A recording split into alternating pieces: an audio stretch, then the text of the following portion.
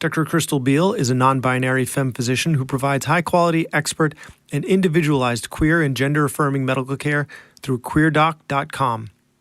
QueerDoc's mission is to raise the bar and lower the barriers to accessing gender-affirming care. Dr. Beal discusses just how frequent trauma is and how what they call consent-driven care is an extension of trauma-informed care. For more on trauma-informed care, see my episode with Dr. Megan Gerber. As physicians, we shouldn't just assume that we have permission to touch our patients in a way that we deem is appropriate.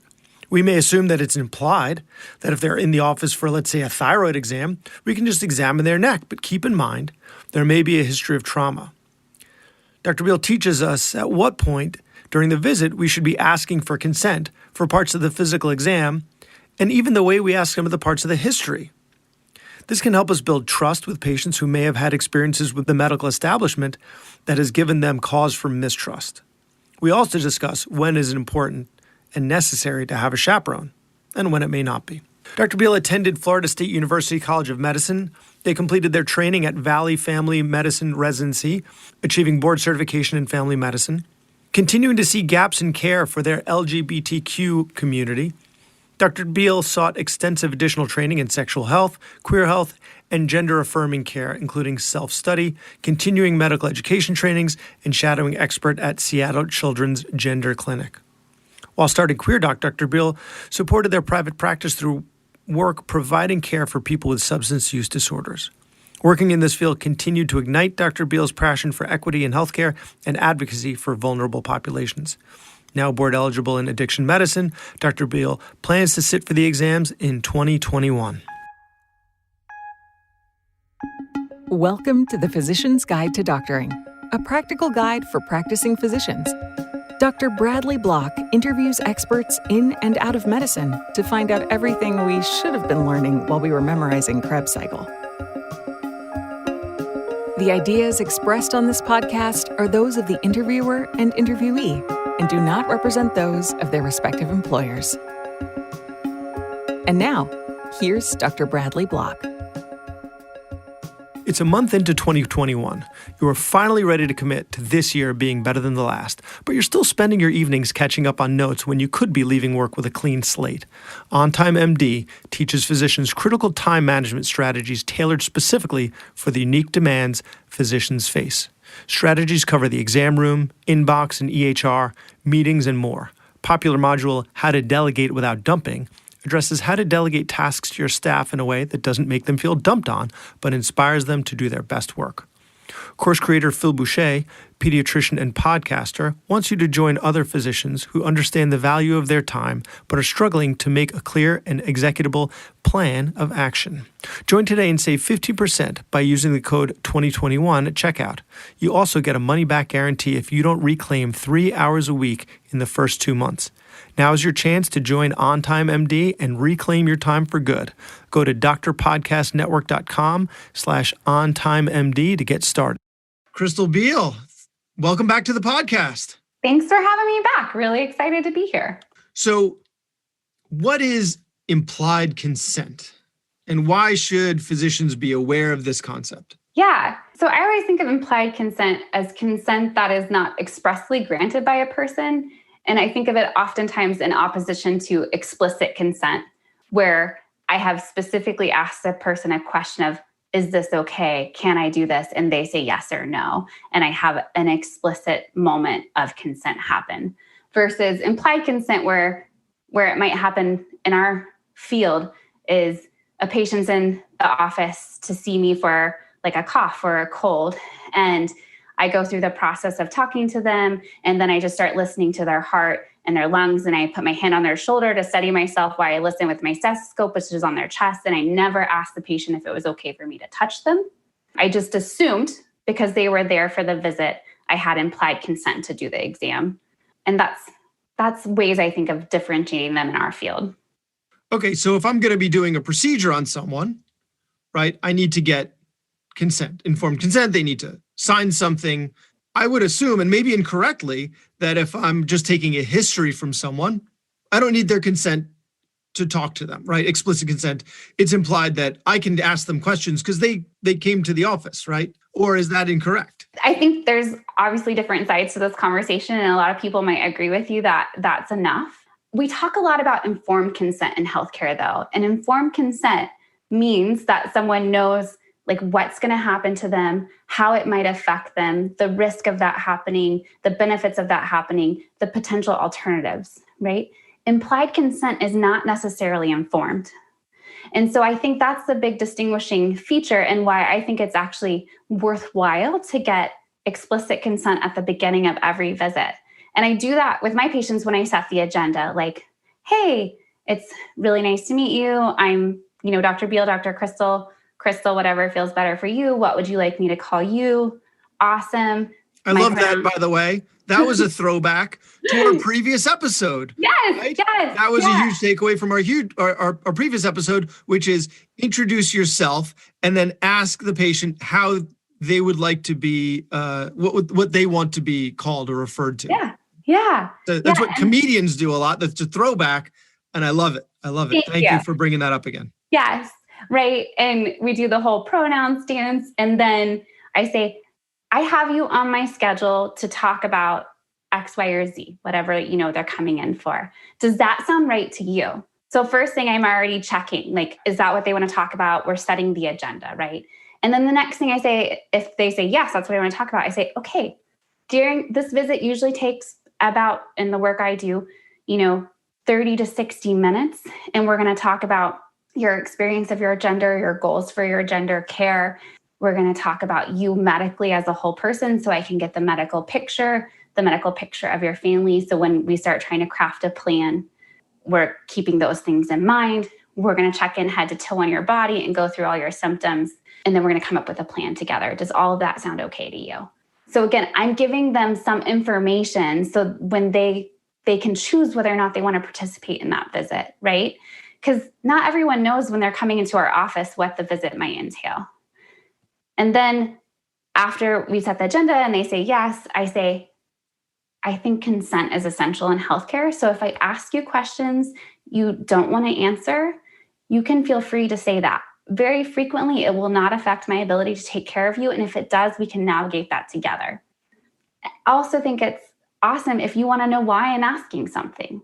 Like, feel free to ask, because I usually have a reason. And it might help you understand what information I need more if you understand why I'm asking.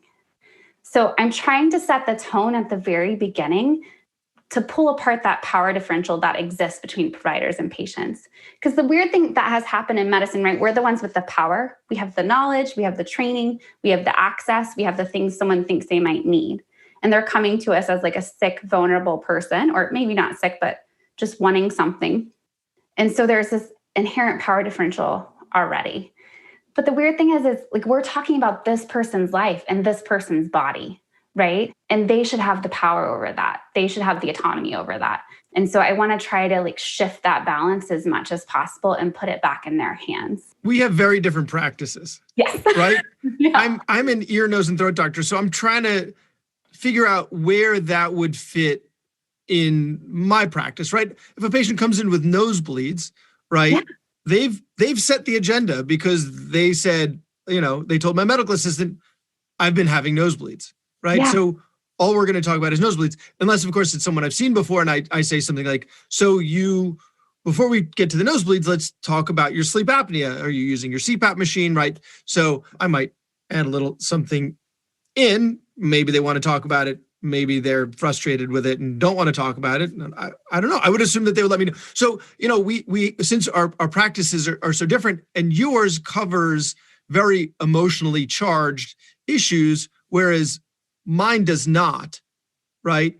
Except you're talking about nosebleeds, which are not infrequently caused from inhaling substances. And so like that could be a very big part of that visit and conversation with certain people. And so maybe previewing, hey, like in this visit, we're going to talk about nosebleeds and common causes and some of those things. Like I'm going to ask you about substance use because sometimes that's related, and giving people, again, that preview.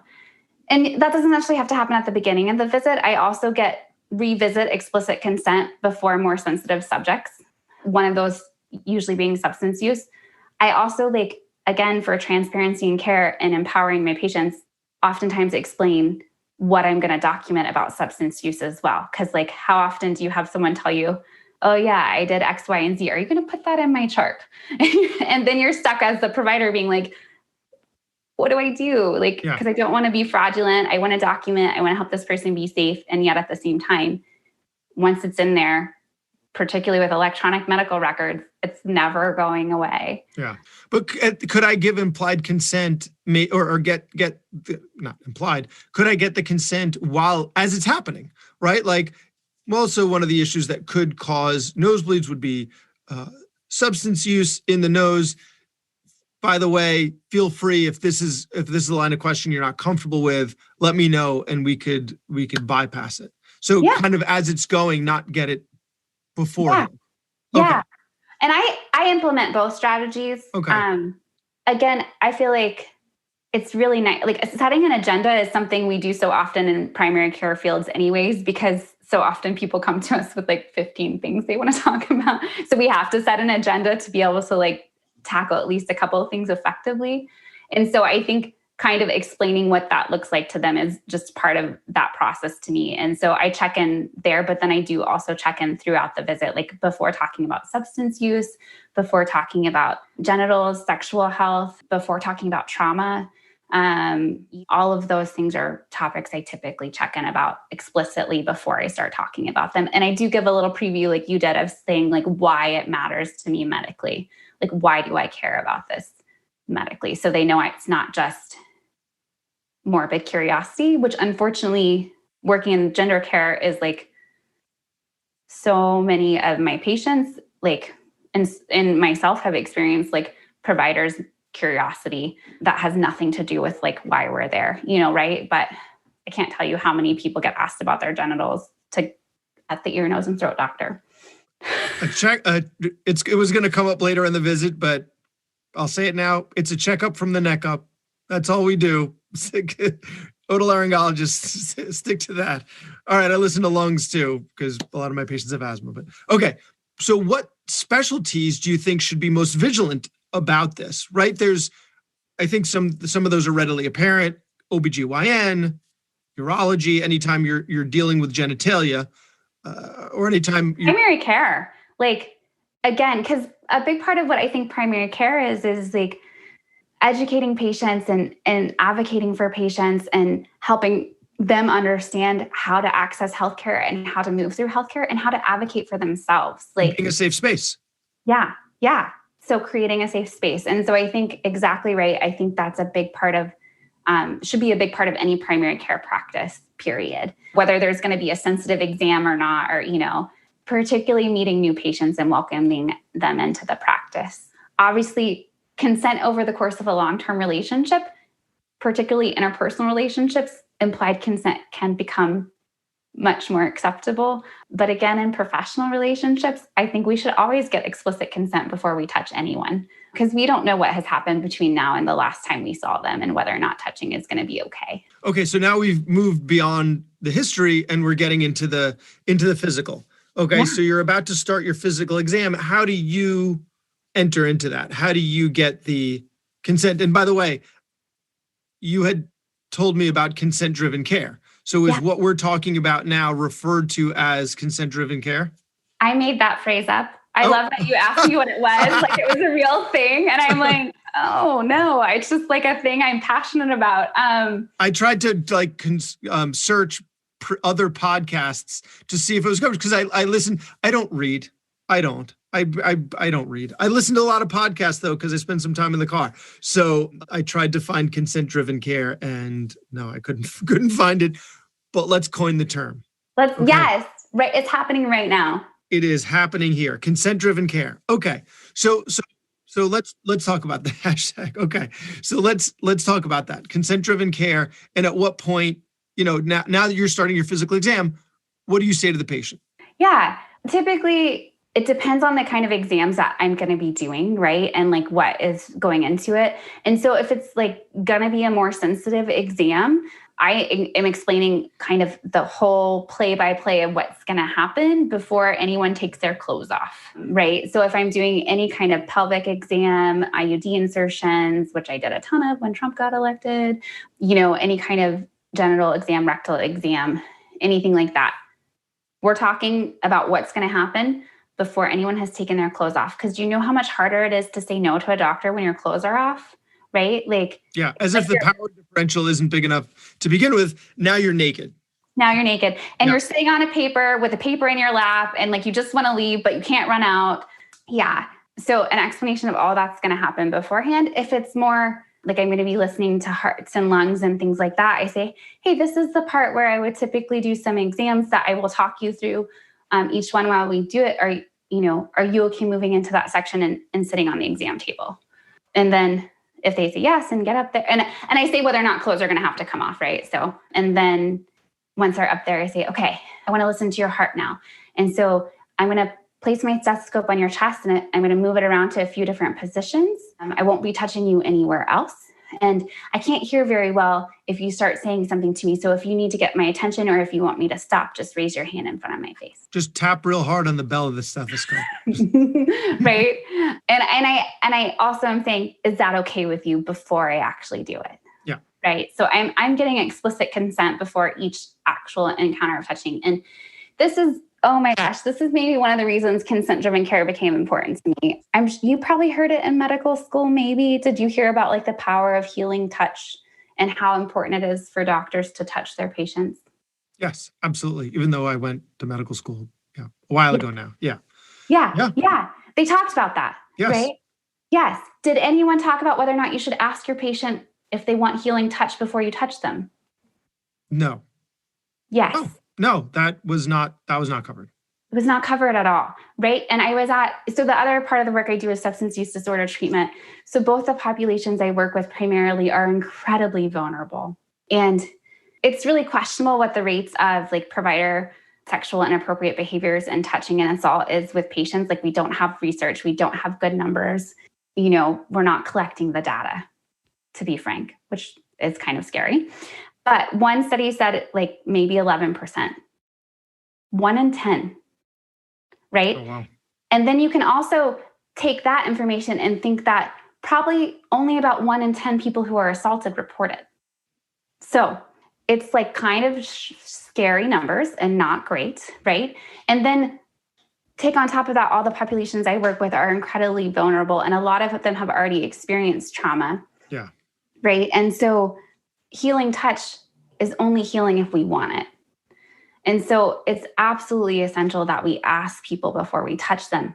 And I was at this substance use disorder treatment conference.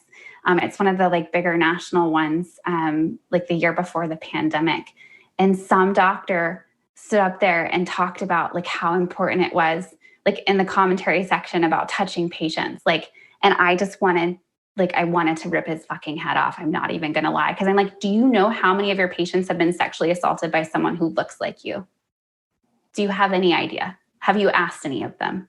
But not to take away from the importance of that, right? Yes. There is power to it, right? The patient, they're visibly upset. A hand on the shoulder is not inappropriate. However, it may be unwelcome. You have to be able to. So I think there's some value to reading the room. Convince me, convince me otherwise, right? I'm trying to navigate a visit, right? Because let's say I'm seeing a patient and it's not even related to their visit. They just happen to tell me that their husband passed away of COVID recently. And that's happened to, I'm sure, a lot of the people that are listening to this podcast right now, right? They saw a patient, it's been a patient of theirs for a while, and they happen to divulge that a loved one just died. I want to be able to, give them a tissue, put a hand on their shoulder, be there for them emotionally, and, let them know that I'm with them. And so what do I do? What do I do? How do I do this the right way? Right. Well, I have lots of questions about that. One, like, is this a patient you've known for years and you've already had interactions where you've checked in on that and that's okay? And so maybe implied consent in this moment is acceptable. Like, that's a different situation than like patients getting treatment for substance use disorder who, like, you know, have been raped multiple times. Like, yeah, you know, and you don't know very well. Like, you're just seeing them for 15 minutes to get them started on methadone. Like, you know, different situations, right? Also, though, like, is it really our job? Like, healing, touch can be really healing when it's welcome, when it feels safe, when it's coming from the place we want it to come from. And it's a very important part of like taking care of our neurophysiology, right? As Western medicine physicians, like, should that actually be one of our jobs? Like, we have massage therapists, we have physical therapists, we have Reiki healers, we have friends, we have family. Like, wait, Reiki healers they're not using physical touch, right? Just to clarify, that is very they're not true. actually touching. Yeah. Thank you. Good point. They're like a little bit away. Yeah. But, you know, I really question whether or not like it needs to be part of our work. And I really question again, like, you know, I think any unwelcome touch is actually inappropriate touch. And the fact that maybe that like didn't seem true a few moments ago is like, again, we have a culture where we don't teach that concept from the get-go. Like, right. We teach kids that like it's flirting when other people touch you when you don't want to be touched. That is like a common message in our culture. Right. And then we have politicians who sexually harass and sexually assault people and get to continue their practice. We have physicians who sexually assault people and get to keep their license. Yeah.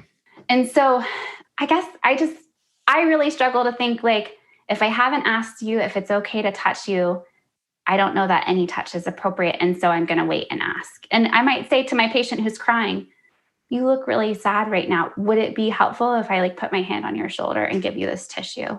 So the way I've done it, and this awkwardness might, I don't know, just let me know. Yeah. I don't come from a family where touching is done, right? My wife kind of always points that out whenever I see my dad. It's like the one-armed pat, awkward, like we're not big. And her family's like the complete opposite, right? And now that I have 3 boys, we're getting a little off, but I heard something once and it really stuck with me is if you have boys, teach them touch that isn't violence and isn't sexual. Yeah. Right? They need to learn this, that there are other forms of touch that are not violent and not sexual that are touch, right? Right. So what I will tell a patient sometimes is, and again, I'm looking to improve. So if I'm doing this wrong, please, or could improve it in any way, is I'll tell them, I don't come from a family where, you know, touching is a big deal, but, you know, you seem pretty upset. Is it okay if, and then, you know, like give them a hug or something like that. Is that okay? So like kind of put the awkwardness on me so that if they are not interested in that, then it gives them an easier out. Or is there a better way to do that? Yeah, I think there's like lots of options. I think one is like having this conversation, having our whole culture of care providers start having this conversation. So we're all thinking about it, because the more minds I think we have on the subject, like the better options we're going to get. 2, I think like always, I think a lot of times, you know, we're taught to just reflect what we're seeing. Like, you look really sad right now.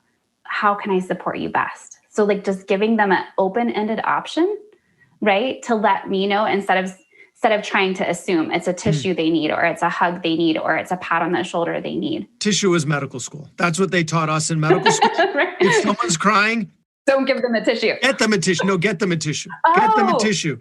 Because then it acknowledges that they're crying and that it's okay. And like that was it was like the nonverbal permission for them to sit with their emotions. That's hilarious. When did you go to med school? I graduated in 2006. Okay. I started in 2008. Okay. Like 2 years later, they were telling us don't offer people tissues. Because then they're going to stay longer and you really will have to get on to the next patient. No. They said like offering someone tissues like almost is like it's kind of like asking them to clean their face up and stop crying. Oh, so so do I stop giving them tissues? Who knows? I don't know. Right? Read the room. Read the room. Read the room. Right. Maybe I'm not as good at reading the room as you are, but I think it's just easier to ask. That is definitely not true. I think it's just easier to ask, like, oh, I see you look kind of upset right now. Is there something I can do to support you? You know, is there something I can do to help make this easier for you? And so I think, honestly, just asking, like, and a lot of people like won't know what they need. And I have to be okay with that answer, you know, and I have to give it a moment and say, okay, thank you for sharing. Would you like to continue with the rest of the visit, or would you like some more time? You know, but I think always like letting people tell us what they need instead of trying to mind read and come up with something that maybe will work or maybe won't. Yeah. Wow, that's really that tissue thing. That is so interesting. That it's regional. It's a regional thing. It's a regional thing. They tell us half of what we learn in med school is going to be wrong, but it takes that they definitely told us to know what half, right? I think a big takeaway from this is just it needs to be on your mind. It needs to be on your mind, and you may not hit a home run every time. You may not get it exactly right.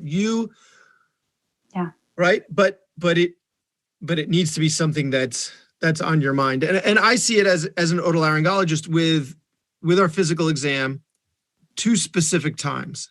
One is the neck exam, right? You're examining someone's thyroid, you're examining their submandibular glands, you're examining the lymph nodes, and you put your hand on someone's neck without them aware that that's what's happening next, and you will find out very quickly if there's a history of trauma there. So, and not the way to go about it. So I like that you can just change what I would normally say, which is, I'm going to examine your neck now, to, is it okay if I examine your neck now? Because it's not, right? And efficiency matters, right? Yeah. Efficiency matters. So just changing the language a little bit, is it okay if I do this? Is it okay if I do this now? I think doesn't change the cadence of the visit at all. It all can keep running smoothly. And the other part that I see it, interestingly, is it's not with the oral exam, like, you know, open up and say, look with the tongue compressor, you know, people gag, whatever. But the nasal exam, like you put in a speculum, a cold metal speculum in someone's nose, it's not painful. It's not even that uncomfortable, but for whatever reason, like that's just one of the more sensitive parts of our exam. But still, the point being, is it okay if I do this next? Is it okay if I do this next? Is it okay? Is verbal consent adequate? Or do we ever, at least for the physical exam, right? Does it ever need to be more than that? I think so. And I think I love what you said, just changing a few words because we all as providers get that rote, we're going through a procedure, we're going through an exam, and we say it the same way every time, right? And so just changing a couple words in that cadence, like I think that's a fabulous approach. And I remember being in med school and narrating for our OSCEs. Did you have to do those? What's OSCE? I may have. Observed clinical something, but it's where they watch us with the patient. Oh yeah, we did to do that, yeah. Yeah, and so you had to narrate everything you were doing and thinking so they could know that you were checking off the things that needed to be done. And I remember thinking, I can't wait to be out of school and not have to tell everyone everything that I'm doing, because this is just dumb and I'm never going to use this skill. And then little did I know, I got out in practice and I started telling patients even more, because like, again, it's shocking when someone does something to our bodies and we don't know what's coming and we don't expect it. And yes, it can be re-traumatizing and horrible if we have a history of trauma. And even if we don't, it can create that trauma for us. And so I think it's really great that like you can find ways to implement that in a streamlined way in your care. But yes, I think verbal consent, if it's non-coerced, like I can't say that word. I don't know that word. Coerced.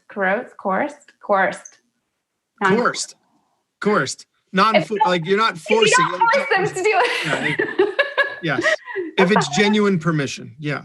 Right. If it's genuine consent, if it's informed, right, and it's explicit and they have capacity, right, to provide it, I think verbal consent is fine. You know, and I think I see this come up a lot, because in gender affirming care, we actually do still very often have patients sign a written consent form to start gender affirming medical treatments, and not surgeries or procedures, which for all surgery and procedures, like, a lot of times you have people sign something, but just the medicines, we have them sign stuff. And we don't tend to do that in other fields, like have people sign a consent form to start a medicine. And so we're really asking ourselves, why are we doing this? And most of the attorneys are like, well, it doesn't actually really provide that much protection anyways. Like, if you had just documented in the chart that you had this conversation and they said yes, like it's the same amount of protection as having them sign this form and as having you document it appropriately. Mm-hmm. So I tend to think verbal consent in those if it meets those parameters is great. Okay. I also, here's a moment where I do actually try to read the room. Is it enthusiastic, right? Like, are they going like, well, yeah, maybe, okay. Then I'm going to pause and say, hey, it seems like maybe you're concerned about something. Like, what are you thinking? What's going on? Right? Or is it like, okay, doc, whatever, doc. Can you stop asking me, doc? So again, that's where like I might start trying to read the room more. Yeah. But you have to be confident in that, right? Yeah. If you're not sure, always err on the side. Yeah. Yeah. Yeah. You had also mentioned in our email exchange a third person in the room during an exam. Mm. When should a third person be in the room? And if not standard, when should one be offered? Yeah. This is like hot topic in the medical world, right? And no one's really decided on like what chaperones are and who they should be and what the standards should be and all of those things. I think first place, as someone who works a lot, again, with vulnerable populations, I always encourage, when I'm doing any kind of community education event, I always encourage my patients to bring a support person if they have someone they feel safe with. Because it is much easier to stand up to an abuser or a bully or just an idiot when you have someone you trust with you. And like, I can tell you from personal experiences, one time I was in the ER for a hemorrhagic ovarian cyst. Those are very unpleasant, FYI. And the ER physician, I had been there for like 20 hours and gotten transferred from one facility to another. And the ER physician came in after my ultrasound and was like, okay, you have an ovarian cyst. Like, these are fine. You don't need pain medicine. I'm going to do a brief exam and you'll be good to go.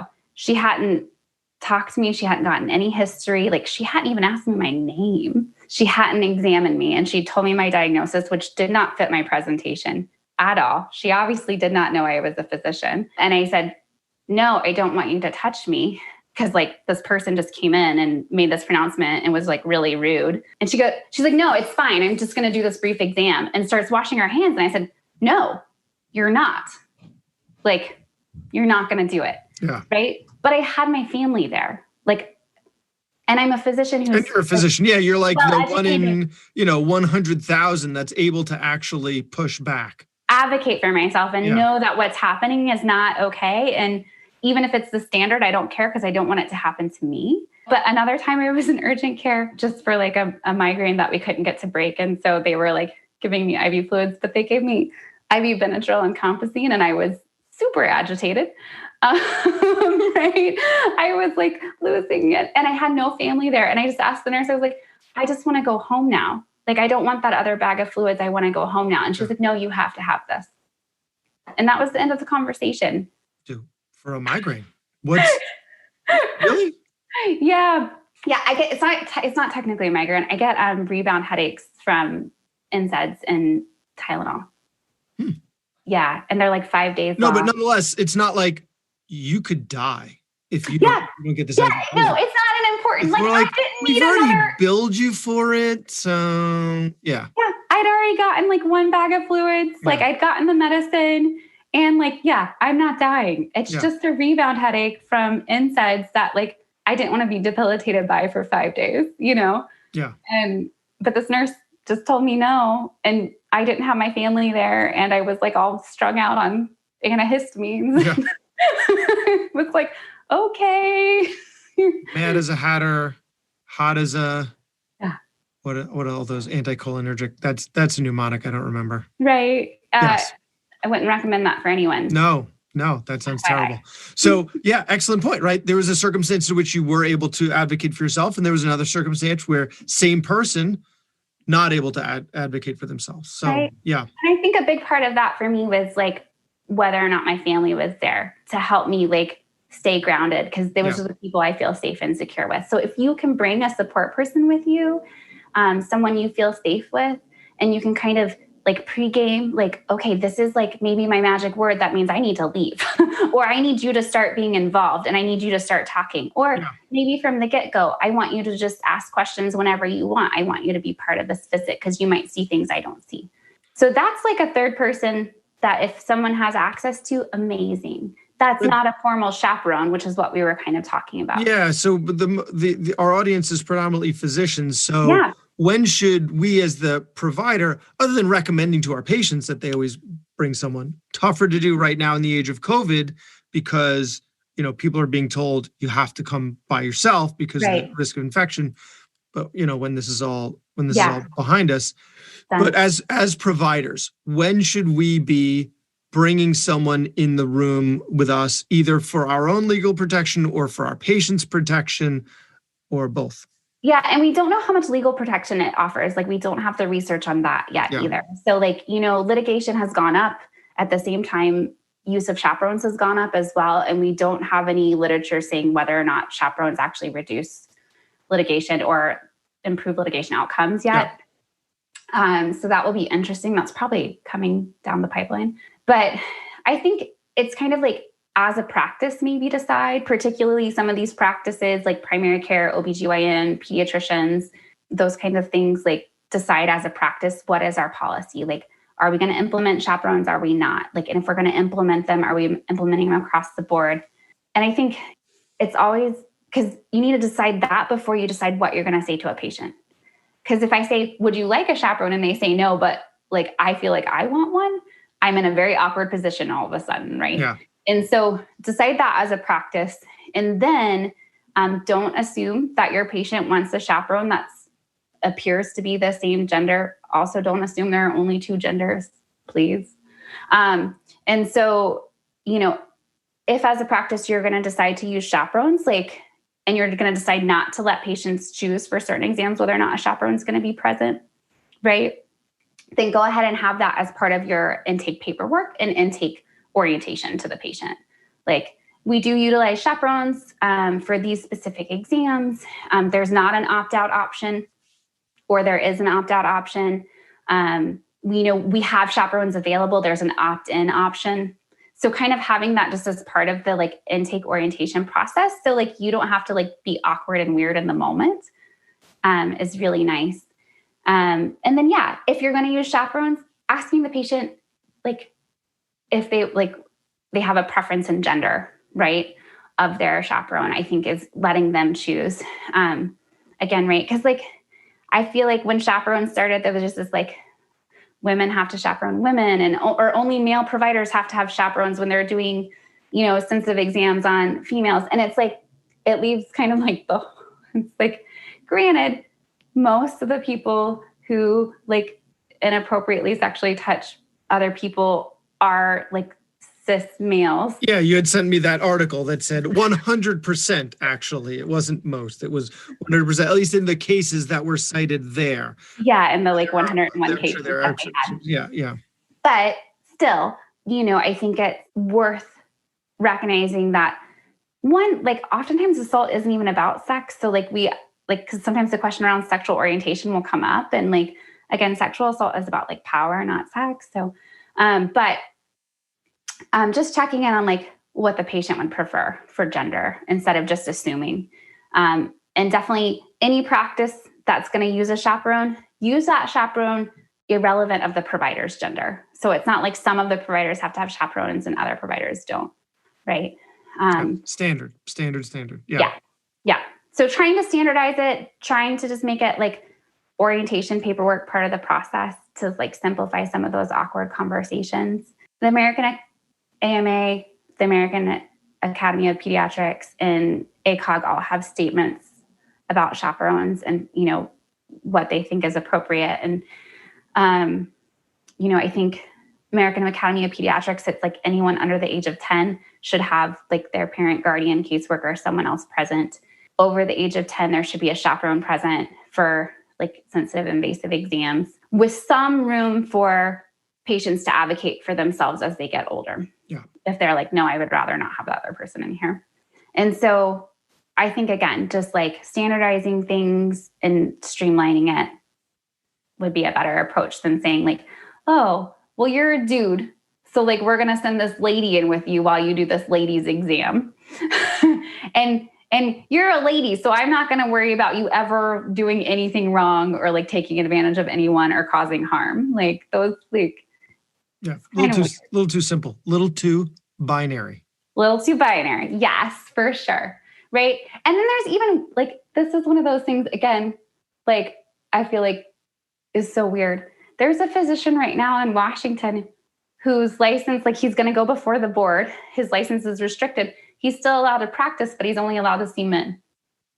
Because if you're not ethical enough to see half the population, you are ethical enough to see the other half. Yeah. Wow. That's, yeah.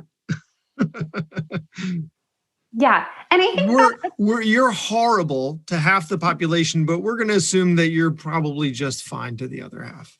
Yeah. You're a decent human being, upstanding citizen, and someone we want to continue to renew their license. Yes. Right. And I think it's one of those things like I didn't think about this as much when I was doing general primary care and seeing people a lot for coughs and colds and depression and anxiety, right?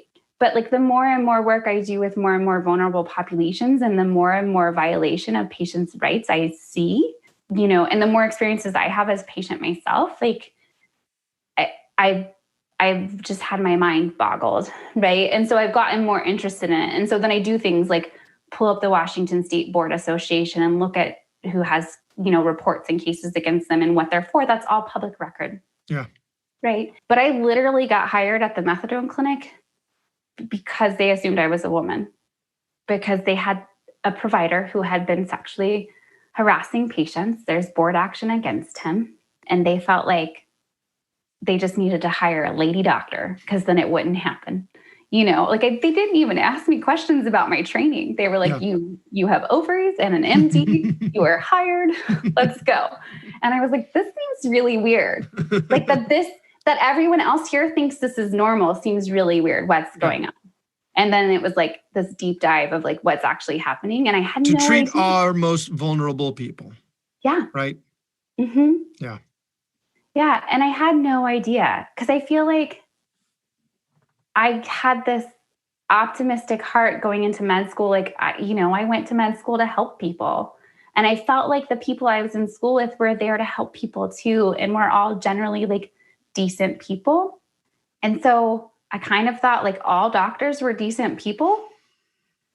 Yeah. Yeah. Yeah. We're people. Mm-hmm. With all the wonderful and terrible things that come with being people. Yeah. Only probably more amplified. Yeah. So that's just been fascinating. And so I feel like the more we as providers who are decent people can shift the autonomy back into the patient's control and model what a healthy visit should look like, the more like agency they're going to have if they end up in an unhealthy, unsafe space to say, gosh, this seems really different and I don't think it's right. Yeah. And a lot of the examples I have been using have been maybe sounding extreme in the context of like sexual assault, but like one, it happens so much more than we realize. So like, and I don't think I ever talked about it in med school. Like no one brought it up that was a thing. So we should have that conversation. But two, like it can, for someone who has been like assaulted or doesn't want you to touch them, it feels like assault when you touch them if you did not ask first. So like that, that hand on the knee, that hand on the shoulder can feel incredibly traumatic and violating of a person's agency and autonomy if we have not sought consent. So I think it's just like something working with the populations I do, like I've gotten so interested in and so passionate about. So sorry if I like soapboxed you too much, but I appreciate this. I love it. I love it. Dr. Crystal Beal, QueerDoc.com, consent-driven care, # consent-driven care. I love it. Every time I speak to you, I am I feel like I'm a better doctor and a better person. So thank you.